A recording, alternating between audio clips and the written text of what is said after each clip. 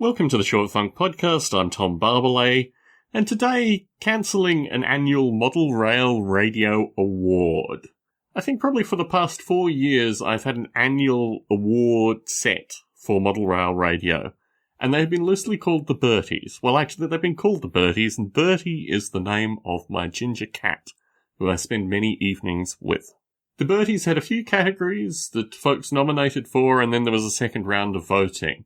For the past couple of years, the initial interest in the Berties has flagged, and it's usually required some cheerleading from me to actually remind people to go and make the initial nominations, and then go through the voting process. A couple of years ago, I decided to no longer allocate prize money for people that voted. I think I had maybe 3 or 4 prizes that I gave to listeners who participated in the Berties to kind of encourage people to participate. All up, the Berties cost me about $300 to $350 a year, without the prize money. This is post-prize money for entering contestants. And prior to that, it cost me, I think, about $600 to $800 a year to run the Berties. So, in some regard, people might see the departure of the Berties as being a point of concern. Something that had been a very good vehicle for the hobby, as a means of getting new manufacturers, new ideas, and in many cases old manufacturers, in some cases old ideas, out to a broader listening audience. But in terms of what it did for me, it just gave me an opportunity to have listeners that normally wouldn't get in contact to contact me and provide information about the show. But this year is particularly important, and this year I have a number of additional responsibilities other than just, my regular podcast recordings. I'm working very seriously associated with a Kickstarter and the 20 years of Noble Ape, and the nature of my work and the nature of the time commitments that I have with my work means that I need to work very consistently in order to make sure that these things are actually released for 20 years of Noble Ape.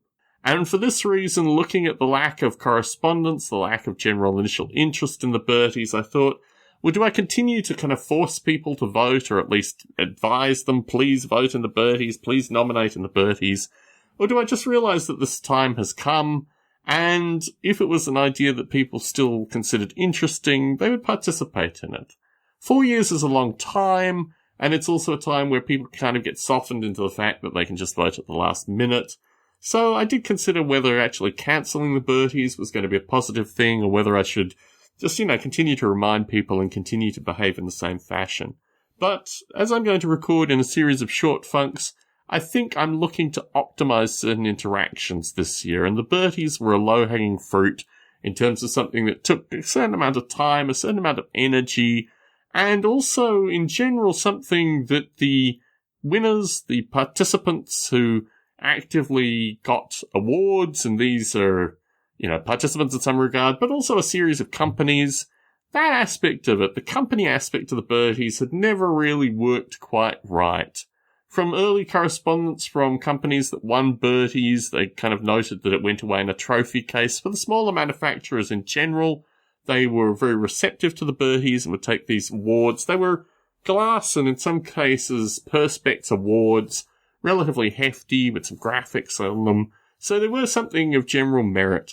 But also the fellow who printed the Berties for me each year, his business has really picked up. He's really been a star in the model railroading hobby, and I felt it was difficult having, just a constant kind of communicative thing. Is it possible to do the Berties now? How about now? These kind of things. And in the past year, he had started charging tax on the production of the Berties. Now, truth be told, I would be willing to pay him for his time and these things too, if the Berties were an ongoing functioning thing.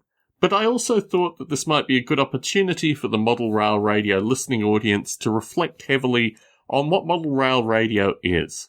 I had considered moving Model Rail Radio to a monthly format. The shorter shows have, in some regard, made it easier to produce, but also with all the other stuff that I have to do, editing and producing Model Rail Radio has kind of dropped off, in particular because of various kind of emotional nonsense issues, either with regards to various people starting trouble, or most recently, the nonsense associated with a particular individual that I've recorded a short funk on previously.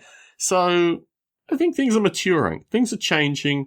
And hopefully the elements that I really like in model rail radio associated with the community, which is very evident through the community's Facebook page, will continue on, and my responsibilities not necessarily will diminish, but at least will fit into something which is just more workable with me. Tom Barbalet in San Jose, signing out.